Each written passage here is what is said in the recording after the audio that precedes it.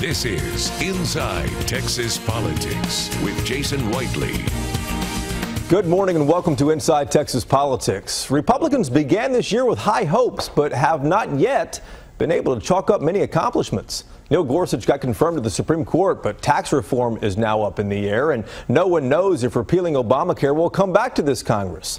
Both issues could affect your wallet and mine, and they are questions we posed to Senator Ted Cruz during a visit to Denton, who happens to be proud about an accomplishment of his own. Senator, it's good to see you. Good to be back.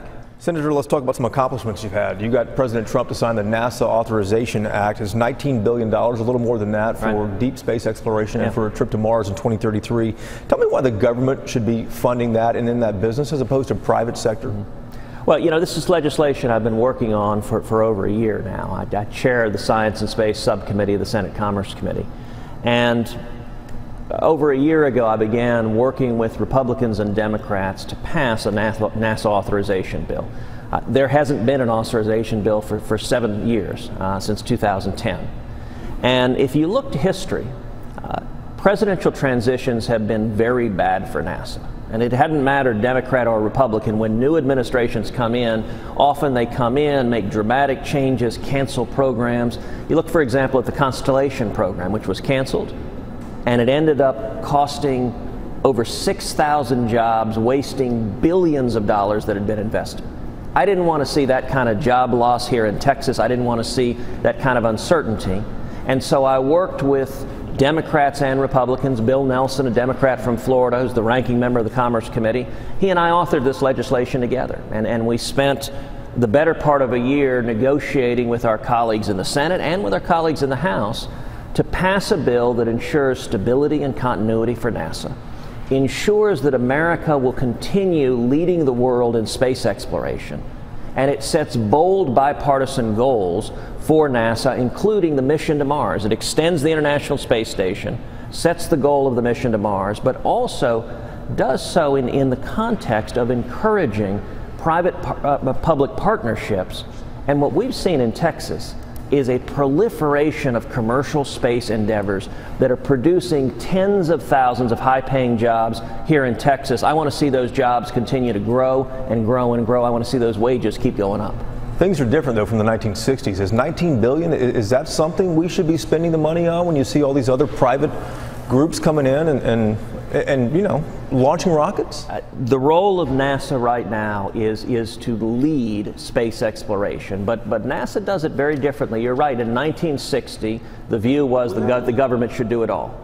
We're no longer in that world, and we're now in a world where both Republicans and Democrats in Congress want to incentivize the private sector so that we can end up having many multiples of capital invested in space exploration. You know, another piece of legislation that I passed 2 years ago was the Commercial Space Launch Competitiveness Act. That was designed entirely to protect property rights in space, to keep the regulatory moratorium in outer space so that private companies would have incentives to invest in exploration, invest in development, and would have the ability to reap the returns if they make discoveries in space. Just like if you go out in the ocean and make a discovery, you're entitled to the property rights of what you discover. And so I think for space exploration to go forward, we need to continue to have NASA work hand in hand with a multitude of private space organizations. Let's switch off to a different topic, to taxes. President Trump has scrapped his tax plan that he campaigned on. He's trying to come up with a different plan that everyone agrees on, too. Originally, this was supposed to be done by August. Is there a deadline on this, considering what happened with health care? You know, I don't think there are any artificial deadlines. As I look at it in 2017, there are 4 big priorities. The first was the Supreme Court, putting a strong constitutionalist on the court. We accomplished that last week. Friday was a big deal, confirming Neil Gorsuch to the Supreme Court. I'm very excited about that. That's critical for our constitutional rights. Second, we must repeal Obamacare, and I believe that's a promise we can and will meet. It's going to take some more work to get it done. Will that happen before the midterms in 2018? It's certainly better. I'm working night and day for it to happen, and for it to happen soon. Third, we need to do regulatory reform, reducing the burdens of Washington on small businesses and job creators. But fourth, as you note, is tax reform. We've got a phenomenal opportunity for tax reform. but we got to do it right. There's a lot of negotiation, a lot of work to get everyone on the same page. Right now, there's significant disagreements in both houses of Congress about how to do it. Now, I'm convinced we can get to yes, that the players want to get to yes. And so what I'm doing right now, you may have noticed that I'm not out holding press conferences. I'm not throwing rocks at any particular bill. I know how to do that, but that's not what I'm doing. I am spending every waking moment, day and night, sitting down with House members, sitting down with senators, sitting down with the president, the vice president, the administration, trying to bring everyone to yes, trying to focus on what's our common ground, what do we want to accomplish. With tax reform, the advice that I've given the president is 2 words: bold and simple. Let's talk foreign policy for a moment, too. Would you support President Assad going into exile, President of Syria, Bashar al-Assad? Would you support him going into exile, or do you think he should be prosecuted for war crimes? I'll tell you, Syria is a mess, and there are no good options with Syria. After 8 years of Obama foreign policy failures, we are trapped between impossible and terrible outcomes. Bashar Assad is a monster. He has repeatedly used chemical weapons against his citizens, murdering innocent men, women, and children.